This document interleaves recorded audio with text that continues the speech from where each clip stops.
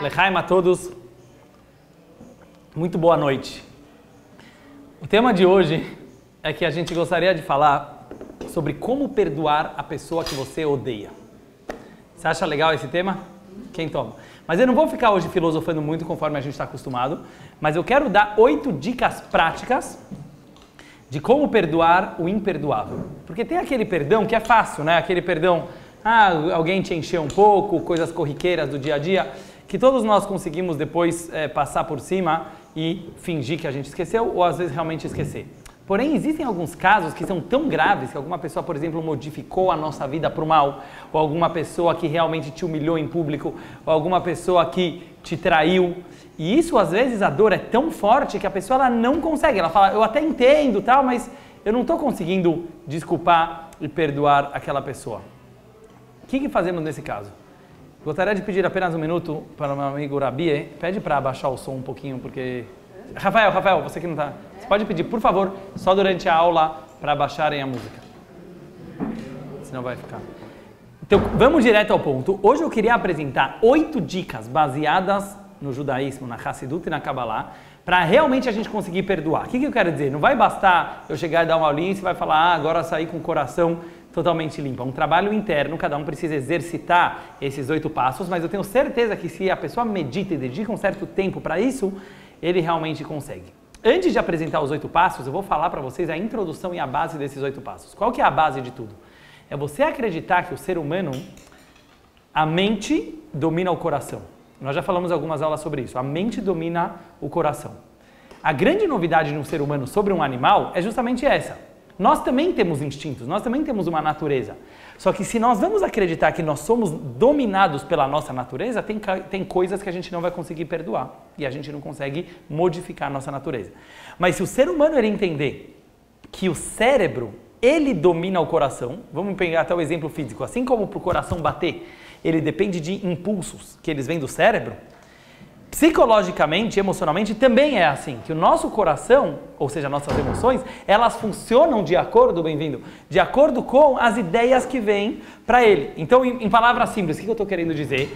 Por mais explosivo que possa ser o seu coração, por mais que a tua natureza, ela pode ser falar assim, não é impossível eu me controlar nessa situação.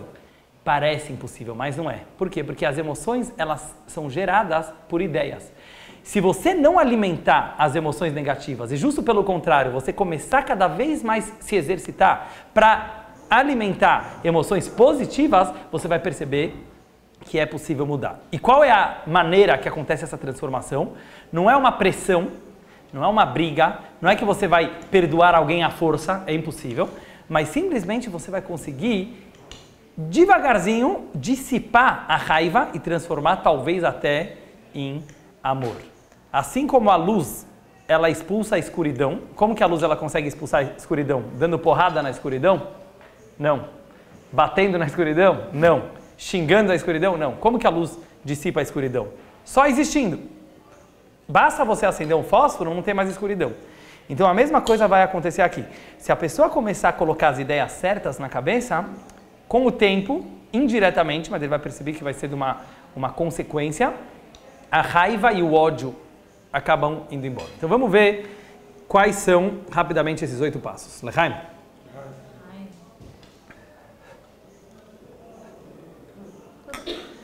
Passo número 1. Eu vou começar do mais simples para o mais profundo. Passo número 1 é você pensar o que você ganha não perdoando alguém. Vamos começar bem egoísta. Bem egoísta. Você ganha alguma coisa tendo raiva de alguém? Podem participar. Você não ganha nada com isso, já percebeu isso aqui? Às vezes você acha, agora o cara que se ferre nada, ele não está nem aí que você não perdoa ele. Quem está mal é você.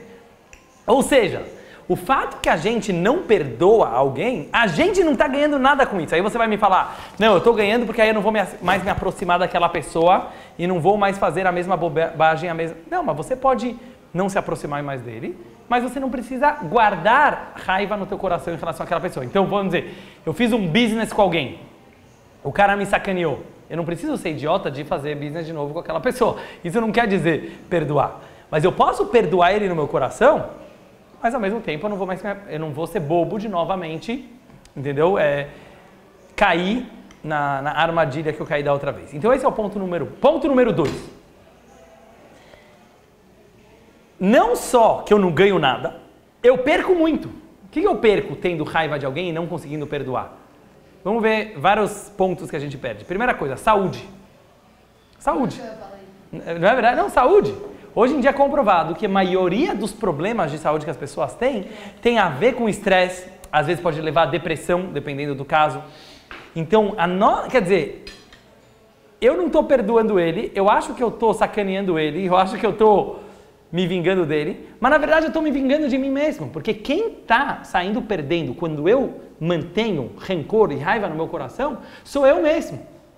Eu estou querendo mostrar que nenhum desses passos são suficientes, mas eu quero mostrar como todos juntos eles podem levar a alguma coisa. Mas eles são uma sequência. Então, ponto número 2 é eu pensar, olha como eu estou me prejudicando pelo fato que eu não perdoo. Esses 2 primeiros passos que eu falei agora, eles servem, em primeiro lugar, para você querer perdoar. Porque senão você pode pensar, por que eu quero perdoar? O que eu ganho perdoando? Então esses 2 primeiros é para te convencer, vale a pena você perdoar. Primeiro lugar, porque você não ganha nada não perdoando. E segunda coisa é que você perde muito. E agora não é só em saúde, não é só questão de saúde. Por exemplo, eu não vou naquele evento porque eu não quero nem ver aquela pessoa que me faz mal. Quer dizer, você começa a deixar de ir em certos lugares, em certas situações.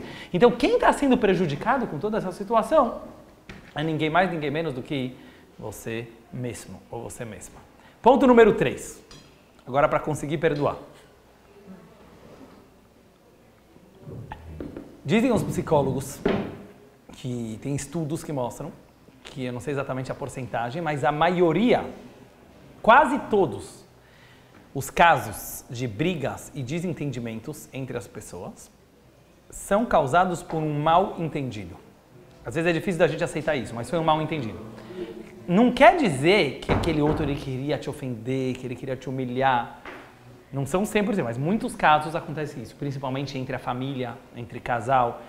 Teve um mal entendido. Por quê? Porque as pessoas são diferentes, as pessoas falam diferente, as pessoas se expressam diferentes e as pessoas passaram um dia diferentes umas das outras. Então, uma pessoa vem e fala uma coisa, o outro entende totalmente outra, fala, como você falou uma coisa? E às vezes eles podem ficar, tem famílias que eram brigados por anos por causa de um mal entendido. Uma fala que não foi isso que ele quis dizer, não foi isso que ele... Então, eu acho que o terceiro ponto é a pessoa começar a pensar, depois que acalmou, que baixou a poeira, será que foi realmente isso que ele quis dizer? Será que foi realmente isso que os meus ouvidos escutaram? Esse é o passo número 3. Passo número 4. Falei que eu vou ser bem focado, bem direto. Passo número 4. Cadê a Luana? Não veio hoje, ela gosta dessas coisas. Passo número 4. Dica do Baal Shem Tov, fundador do Hassidismo. Dizia o Baal Shem Tov, todos os seres humanos devem ser olhados como nosso espelho. Você deve olhar uma outra pessoa como seu espelho. Tudo aquilo que você vê no outro, no fundo, você deve ter alguma coisa parecida também. É difícil também, no mundo de hoje, da gente aceitar isso, mas não sei se vocês sabem que a psicologia moderna está falando a mesma coisa, em todas as linhas de psicologia. Tudo que te incomoda numa outra pessoa, com certeza absoluta, existe, talvez em menor escala, mas existe em você também. Algo que você não tem, é impossível de te incomodar na outra pessoa. Vou trazer uma prova para isso. Às vezes não acontece numa sala de aula, imagina assim quando você está na escola, ou num grupo, que tem uma pessoa que ela age, vamos dizer, de uma forma assim um pouco negativa, e tem uma menina que ela se incomoda muito com isso, e a outra não está nem aí. O que aconteceu que essa se incomoda tanto? E aí ela fala para a outra, mas você não percebe que ela faz isso? Ela fala, eu percebo. Mas não incomoda ela. Por que uma se incomoda e a outra não está nem aí? De acordo com a psicologia e de acordo com o Baal Shem Tov, porque essa pessoa tem um pouquinho disso dentro dela. O que quer dizer que ela tem um pouquinho? Que talvez ela gostaria de ser igual, mas já que ela não consegue, ela fala contra. Que talvez ela compete com aquela pessoa, está pegando o espaço dela. Mas aquilo que é uma coisa para a gente ser sincero conosco e assumir que alguma coisa que te incomoda muito no outro, você deve ter um pouco disso. Agora, trazendo para o nosso caso do perdão. Eu acho que uma dica que ajuda e facilita a gente perdoar o outro é a gente pensar assim, será que às vezes eu também não faço a mesma coisa que aquela pessoa fez comigo? Em outro caso, com outra pessoa, em outro lugar, em outra situação, será que a mesma coisa que está me incomodando tanto com essa pessoa, eu mesmo não ajo assim de vez em quando? E na maioria dos casos eu acho que a gente vai perceber que sim. Quer dizer, Ninguém é perfeito. Então cada um... Mas nesse caso, ele que me ofendeu, ele que me incomodou, ele que me atrapalhou. Tudo bem, mas você também erra de vez em quando. Então o fato de você olhar o outro como espelho e perceber que você também erra, facilita muito você conseguir perdoar, por mais grave que seja o erro cometido. Passo número 5. Cada vez eu vou me aprofundar um pouquinho mais. Lachaim. Passo número 5. Olhar o lado positivo daquela pessoa. É impossível perdoar alguém se você olhar que ele é totalmente mau. E não existe uma pessoa que é totalmente má. Não existe. Ou quase não existe. Vamos falar assim. Por quê? Porque cada um tem suas qualidades e seus defeitos. E principalmente uma pessoa que você está tão ofendida, normalmente já foi uma grande amiga tua, ou grande amigo, ou uma pessoa muito próxima. Então você sabe as qualidades e as coisas boas daquela pessoa. Então, principalmente se for um familiar, ou mesmo que não for um familiar, você vai começar a pensar quantos momentos juntos bons a gente já passou, quantas coisas boas essa pessoa já fez. Tá bom, foi muito grave, não justifica o ato. Eu estou falando aqui em casos que você tem certeza que a outra pessoa agiu mal, sacaneou mesmo. Mas você vai falar... Tanta coisa boa já aconteceu, será que não vale a pena eu relevar? Será que não vale a pena eu cobrir esse erro da pessoa perante as coisas boas que ela fez? Mas se eu não focar no lado bom do outro, eu não vou conseguir. E mais uma vez, vocês veem, a ideia influenciando o coração. Depende no que eu vou pensar. Se eu ficar o tempo inteiro pensando, não, mas ele fez isso... É muito difícil o foco, mas se eu vou ficar focando na coisa ruim, meu coração não vai perdoar. Mas se eu conseguir mudar o foco e conseguir pensar no lado bom e positivo, tem muito mais chance de devagarzinho, não vai ser de um dia para o outro, mas devagarzinho eu consigo perdoar.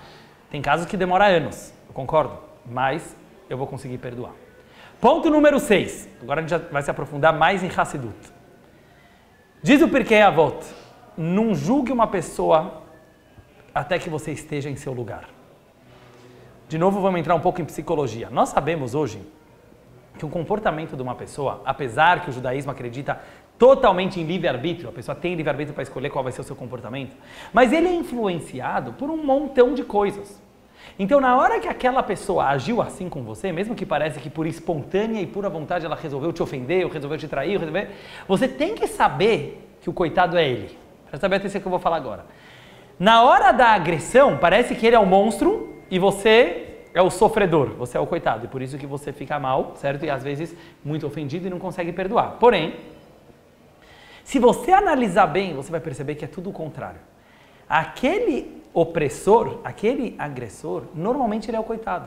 E a maneira que ele está agindo é uma expressão de uma inferioridade muito forte que aquela pessoa está passando. Vou pegar um exemplo, por exemplo, que a gente vê hoje muito nas escolas, que é o caso de bullying, por exemplo. O que é bullying?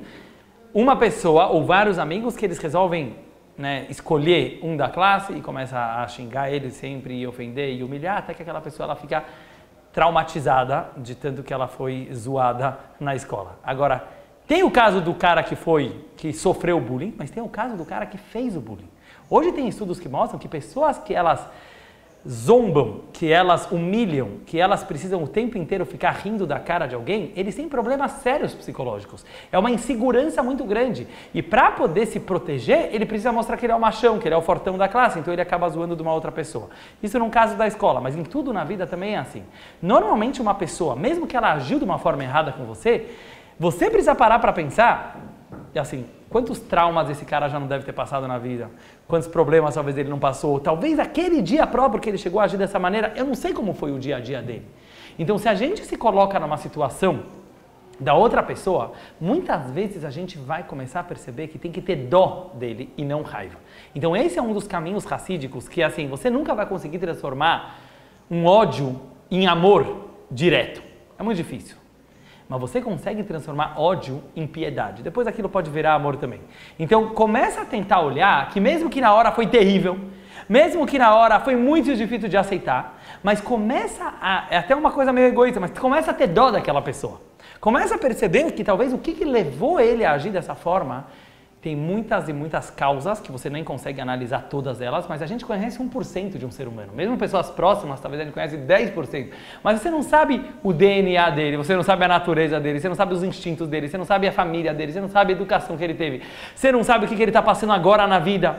Tem hoje vídeos no YouTube, que às vezes mostram como as pessoas julgam errado. Às vezes você vai lá, responde, aquele cara te respondeu mal no metrô, mas você vai ver o que aconteceu no dia dele, você nunca ia ter julgado ele por mal. Quer dizer, a gente não tem nem noção do que acontece nas outras pessoas. Então, eu acho que esse é um caminho que ajuda muito a perdoar. Quando você não olha o ato isolado, independente, mas você olha ele conectado com todo o passado e toda a história daquela pessoa. Só para deixar claro, isso não isenta ele de culpa. Só para deixar bem claro, não é que isso tira o livre-arbítrio daquela pessoa. A Torá acredita que por pior que seja a educação de uma pessoa, ele tem o livre-arbítrio para escolher o caminho certo. Mas isso é entre ele e Deus. Mas você, para te ajudar a perdoar, você pode enxergar tudo que pode ter levado uma pessoa a agir daquela forma. Lechaim. Ponto número 7. Agora vai esquentar um pouco aqui. Ponto número 7. Dizem nossos sábios, alguém que consegue perdoar o próximo, Deus modifica qualquer decreto ruim dessa pessoa. Está literalmente isso aqui no Talmud. Eu vou tentar explicar o que isso aqui significa. É tão difícil alguém mudar a sua natureza. Por que é tão difícil perdoar? Como eu falei no começo. Se nós fôssemos animais, se nós fôssemos agir apenas por instinto, tem coisas que você fala, é impossível. Aquela pessoa me machucou muito, aquela pessoa me fez muito mal. O coração está ferido. Por isso, Hashem sabe que é difícil. Hashem sabe. Então o que Deus fala no Talmud? Se você conseguir mudar a tua natureza, eu vou mudar a minha natureza. Se você mudar algo que é quase impossível de mudar, que é perdoar alguém numa situação que realmente, pela tua natureza, você não conseguiria, Deus fala, eu posso mudar o teu destino, eu posso mudar algo que estava escrito, que seria diferente, eu consigo mudar esse decreto. Eu gostaria de contar para vocês uma história de alguém que eu conheço que me contou, podem ter muitas histórias sobre isso, mas essa é uma verídica de uma pessoa que eu conheço que me contou o que aconteceu com ele. Era um casal que há muitos anos estavam casados e não conseguiam ter filhos. A mulher não conseguia engravidar. Tentaram de tudo, tratamentos. Você conhece essa história? Vou contar de novo. Fizeram tratamentos, fizeram tudo e não conseguiu engravidar. Ele era Hazan numa sinagoga, aquele que reza lá na frente, né, de todo mundo. Ele chega um dia que ele estava numa sinagoga de Israel, lotada, e ele começou a rezar lá na frente. Por algum motivo a voz dele não estava boa, ou que ele estava cantando músicas diferentes da melodia daquela sinagoga, e o pessoal começou a xingar ele em público. Começaram a falar, desce daí, né, tipo assim, sabe, xingar os israelenses quando ficam bravos, começaram a humilhar ele perante a sinagoga inteira, né, uma mulher. Então na hora ele pensou, quer saber, vou descer, não preciso desse emprego, vou embora. Ele se sentiu muito envergonhado, mas na hora ele pensou nessa frase do Talmud e ele falou assim, Deus, tá todo mundo aqui perdoado, eu vou continuar rezando como se nada tivesse acontecido, mas por favor me manda um filho. Ele fez literalmente, fez uma troca com Deus. Naquela semana a esposa dele engravidou. Ele me contou essa história, por isso que eu estou contando aqui para vocês. Quer dizer, é até uma coisa interesseira, sério? Quer dizer, ele resolveu fazer, mas o que acontece? Às vezes pode ajudar. Às vezes pode ajudar você saber que você vai receber uma recompensa. Mas isso está literalmente no Talmud, que uma pessoa que ela consegue mudar a sua natureza e passar pelas suas midot, quer dizer, ele consegue transformar suas emoções, Hashem fala, eu transformo qualquer coisa da tua vida, mesmo que estava escrito diferente, para o bem. Último, e eu deixei no final justamente porque eu acho que é o mais legal, o mais brisa, o mais profundo, e tem a ver com a vida de cada um. Eu, particularmente, sempre tento aplicar isso. Eu acho que é uma coisa que dá para aplicar em várias áreas da vida. Lechaim. Prestem bem atenção. Se nada funcionou, acabou, assim que é bom. Ponto número 8. A Torá nos conta, o Zohar, que é o livro básico da Kabbalah, traz essa história como exemplo do que eu vou falar agora para vocês. A Torá nos conta aquela famosa historinha de José e seus irmãos. Vocês lembram dessa história? Yosef, ele era o mimadinho, o queridinho do papai. 10 irmãos dele resolvem jogar ele num poço. Sabe para quê? Para matar ele. Queriam que ele morresse. Porque falaram, quer dizer, eles não aguentaram de ciúmes. Imagina que gravidade é isso. Por ciúmes, os irmãos estavam dispostos a matar o Yosef. Acabou não morrendo. Passaram viajantes, compraram ele como escravo, pegaram ele como escravo, venderam para outro povo que vendeu, ele acabou chegando no Egito. Vamos pegar no mundo moderno, tá bom? Uma criança ameaçada por 10 irmãos que tentaram matar ele. Quanta terapia esse cara ia ter que fazer na vida? Muito, certo? Imagina os seus traumas, o cara dele. Para que viver depois de... Yosef não. Yosef chegou, virou escravo, quer dizer, de queridinho do papai ele virou escravo de um homem chamado Potifar no Egito. E ele resolve que, falou assim, eu sou escravo, eu vou ser o melhor escravo que eu posso. E assim aconteceu. Ele vira o melhor dos escravos, e o Potifar e a esposa gostaram muito dele, ao ponto que ele virou o chefe dos escravos do Egito.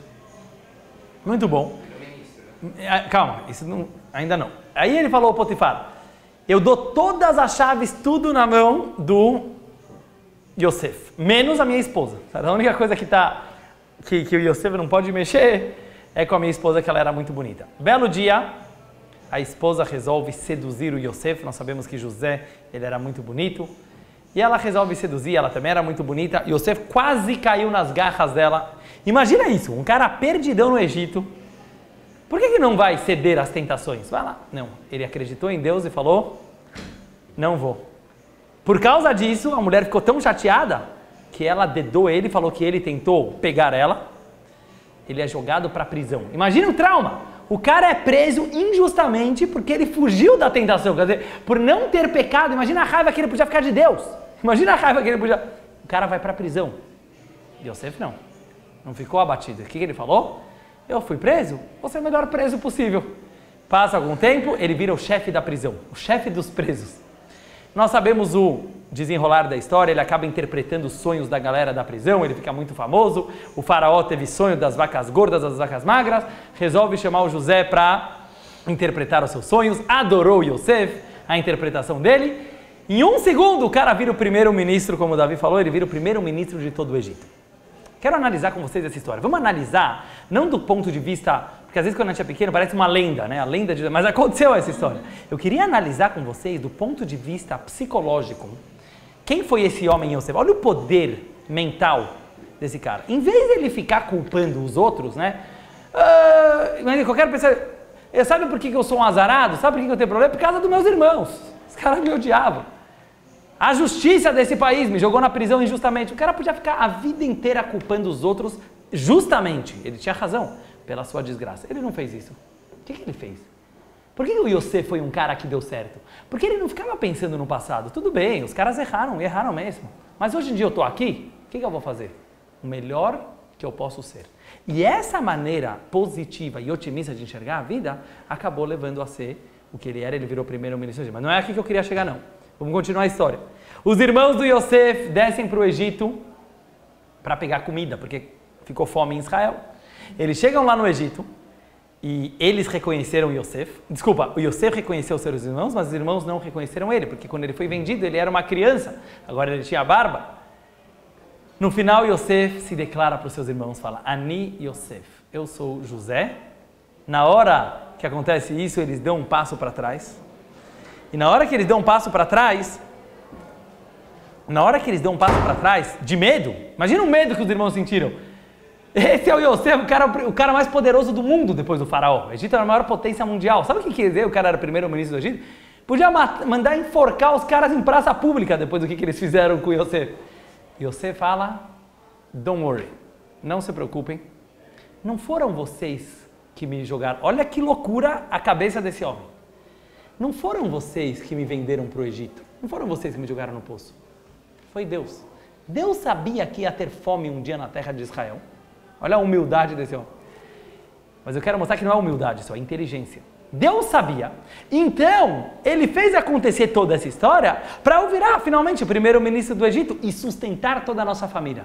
Vão para casa, tragam todos os seus familiares, tragam nosso pai, Yaakov, que está lá no Israel, e tragam todos eles aqui para o Egito para a gente conviver todos em família e em paz. Agora eu queria analisar com vocês a cabeça desse homem. O que o Yosef tinha que a maioria de nós não tem? E por isso ele teve sucesso na vida. É muito importante a gente focar nisso aqui agora. O Yosef, ele conseguiu enxergar uma coisa muito, muito simples que a gente costuma chamar de providência divina. O que é providência divina? Tudo que acontece na tua vida, Deus queria que acontecesse. Mesmo quando o outro é culpado pela má escolha que ele fez. Então tem que saber separar as coisas. Ou seja, ele foi um sacana? Sim. Ele foi um canalha com você? Sim. Imagina, os irmãos de Yosef, eles foram isentos de culpa? Não. Eles agiram muito mal. Yosef sabia que eles agiram mal. Mas o que o Yosef olhou? Se no final das contas tinha que acontecer isso na minha vida, tinha que acontecer isso na minha vida, esse era meu destino, independente dos meus irmãos. Deus ia fazer outra forma disso acontecer na minha vida. Nunca ninguém é culpado pela tua desgraça, nunca ninguém é culpado por aquilo que aconteceu, por mais culpa que aquela pessoa realmente possa ter tido na sua ação. Agora eu queria mostrar para vocês uma coisa interessante. Esse pensamento é real, não só para quem acredita em Deus. Eu estava pensando uma coisa, mesmo um ateu, não sei alguém que não acredita, a verdade é que só tem uma realidade. Já perceberam isso aqui? Muitas vezes na vida a gente fica falando e se eu tivesse feito uma escolha diferente no passado? E se meu pai fosse outra pessoa? E se não sei o que lá? Mas não existe. Já percebeu que isso aqui é uma enganação que a nossa mente tenta fazer com a gente para nos deixar depressivo, para nos deixar triste? Mas não existe e se. Vou dar um exemplo, tá bom? Muitas pessoas pensam, sabe por que eu sou assim? Porque meus pais agiram de tal e tal maneira. Se meu pai fosse outro, você não parou para pensar uma coisa. Se teu pai fosse outro, você não existiria. Concordam ou não? Não existe você com outro pai. Ou seja, você só tem uma história, é difícil de imaginar isso, mas só tem uma você. Só tem um você. Esse e se, muito legal, mas e se poderia ter outros planetas, outras galáxias, mas aconteceu de ser assim. Então, a única realidade existente é aquela que você vive. Você não tem outra opção e você nunca vai ter outra opção. Isso quer dizer fatalidade. Fatalidade vem da palavra fato. Quer dizer assim, o fato é esse. Agora, você tem duas formas de escolher como olhar para esses fatos. Pessimista ou otimista. Isso é tudo que você tem na vida. Pode perceber. Pessimista é aquele que vai ficar falando que droga, porque aconteceu aquilo, e se eu tivesse feito escolha diferente, e se eu tivesse feito aquilo. Se culpando e culpando os outros pela sua desgraça. O que vai acontecer com uma pessoa assim? Ele vai ficar com um peso tão grande nas costas que ele nunca vai conseguir tomar as decisões certas na vida. Mas alguém que agir como Yosef, eu acho bom o exemplo do Yosef, porque não tem alguém que sofreu mais do que, quer dizer, ele teve todos os motivos para culpar a Deus, a vida, os irmãos, os familiares, mas ele não fez isso. Não só no final da história, quando ele viu que... Se fosse no final dá para entender, né? Ele virou primeiro-ministro, então ficou relaxado. Não, a história inteira ele ficou feliz. A história inteira ele teve uma mente fria para conseguir analisar. O fato é esse. Não tem outro fato. Hoje em dia eu estou aqui no poço no Egito. Quer dizer, tem que ter uma frieza. Quer dizer, ele falar assim, mas não tem tadinho. Esse que é o negócio. Na vida não tem tadinho. Se você se achar tadinho, já era. Entendeu? A pessoa que vai se achar tadinho de mim, tudo bem, tadinho, você vai ser perdoado lá no céu. É isso que você quer? Que você seja perdoado no céu? Você vai ser perdoado lá no céu. Um Hassid, ele não quer ser perdoado lá no céu. Ele quer viver a vida. Para você viver a vida, você tem que saber se perdoar e perdoar os outros. Então, eu acho que esse é o ponto mais profundo de todos que o Yosef HaTzadik nos ensinou. Não é uma questão de humildade ou de tzadik apenas, é uma questão de inteligência. Uma pessoa que ela quer ser inteligente na vida, ele não fica se perguntando e se, e aquele, e o outro, por que agiu assim? O que importa? O que importa? Tua realidade é essa? Faz o melhor que você pode agora. Lógico que se o outro agiu errado, ele vai ter que ser julgado. Entendeu? Eu quero separar as duas coisas. Uma pessoa que agiu errado vai ter que ser julgado. Vai ser julgado por Deus. Se for um crime que a pessoa fez, vai ter que ser julgado. Você pode levar ele no tribunal, vai ser julgado. Não estou falando que não. Mas coisas que não tem a ver com julgamento, tenta levar a tua vida independente daquilo que aquela pessoa fez. Vou trazer um outro exemplo. Davi Amelech, o rei Davi, ele foi um dia amaldiçoado por um homem que chamava Shimi. Shimi amaldiçoou Davi. Essa é a história no Tanakh. Aí os escravos falaram para o rei Davi, como você vai deixar? O cara te amaldiçoar, é proibido amaldiçoar o rei. Pela lei da Torá, ele podia mandar matar esse cara. Ele amaldiçoou e humilhou o rei em público. O rei Davi falou, não, eu não vou fazer nada, porque foi Deus que mandou ele me amaldiçoar. Mas você não vê na Torá que Deus mandou o cara amaldiçoar o rei Davi. O que o rei Davi entendeu? Ele falou o seguinte, pode ser que o cara fez uma má escolha, pode ser que ele agiu errado. Mas o fato que agora eu precisava ser humilhado em público, estava escrito na história da minha vida. Quem que quis isso? Deus. Não existe uma coisa que acontece na tua vida que não é Deus. O cachorro te mordeu, você pode matar o cachorro, mas foi Deus que quis que o cachorro te mordesse. E isso quer dizer acreditar na realidade ou em Deus. Você pode chamar de Deus, você pode chamar de realidade. Eu acho que nesse caso vai dar na mesma. Não tem outra realidade além dessa que aconteceu. Mas eu prefiro chamar isso de Hashem. Por que eu preciso chamar de Deus? Porque se você chamar isso de Deus, você vai perceber que as coisas não acontecem por acaso. Você é um azarado que aconteceu com você. Tudo acontece com propósito, para o teu bem, porque Deus é bondoso e a gente acredita que Ele é bondoso. Então, por pior que possa parecer a coisa que te aconteceu, Hashem queria que te acontecesse. Vamos trazer agora para nosso caso. O que a gente está falando? Sobre perdoar pessoas. Por que isso pode te ajudar a perdoar pessoas? Vou explicar por quê. a maioria dos casos que é difícil a gente perdoar alguém é porque a gente culpa aquela pessoa pela nossa desgraça. A gente atribui os nossos problemas a uma outra pessoa. Por isso que é difícil perdoar. Verdade ou não? Quer dizer, é muito difícil eu perdoar alguém que eu falo, aquele cara ferrou minha vida. Aquela pessoa mudou tudo. Não existe isso pelo judaísmo. Não existe uma pessoa que vai mudar teu destino. Não existe uma pessoa, por azares que podem acontecer na tua vida, todos eles foram extremamente calculados, como na vida do Yosef, porque essa é a história da tua vida. Sabe qual é a prova? Que não tem outra história além dessa. Por isso eu gosto de mostrar isso. É muito simples, não existe e se. Então, se você começar a enxergar que tudo que está te acontecendo, por pior que outra pessoa possa ter agido, era para te acontecer porque faz parte da história da tua vida e você tem que pensar agora como agir, ajuda sim a perdoar uma outra pessoa também. Por quê? Porque eu vou começar a enxergar que o ato, ele agiu errado. Às vezes eu tenho que dar uma bronca, às vezes eu preciso julgar, depende do caso, ele tem que ser julgado pela justiça também. Mas o fato do meu coração não conseguir perdoar, porque eu acho que aquela pessoa modificou o destino da minha vida, isso a Torá não acredita. Tudo que acontece para alguém ia acontecer por aquela pessoa, ou por outra pessoa, ou por algum outro acontecimento. Mas não existe ninguém que tenha a capacidade de modificar a história da tua vida. Então, acho que esses 8 passos misturados, certo? Desde o passo que prejudica a tua saúde, até os passos psicológicos, até a parte de mal entendimento, e principalmente da gente começar a analisar a vida de uma forma um pouco mais profunda e tentar enxergar que, na verdade, ninguém manda na tua vida além de você e Deus. Quer dizer, Deus, ele mostra o caminho e você tem que fazer as escolhas. Eu acho que isso pode ajudar a gente a perdoar devagarzinho, mas realmente conseguir perdoar, mesmo pessoas que nos fizeram mal. Não estou falando pessoas que a gente tem dúvida. Aquela pessoa que você tem certeza que te fez mal. Mas se você pensar dessa forma, acho que ajuda a gente a controlar. Lechaim, muito obrigado pela presença de todos. Quem tem perguntas pode fazer.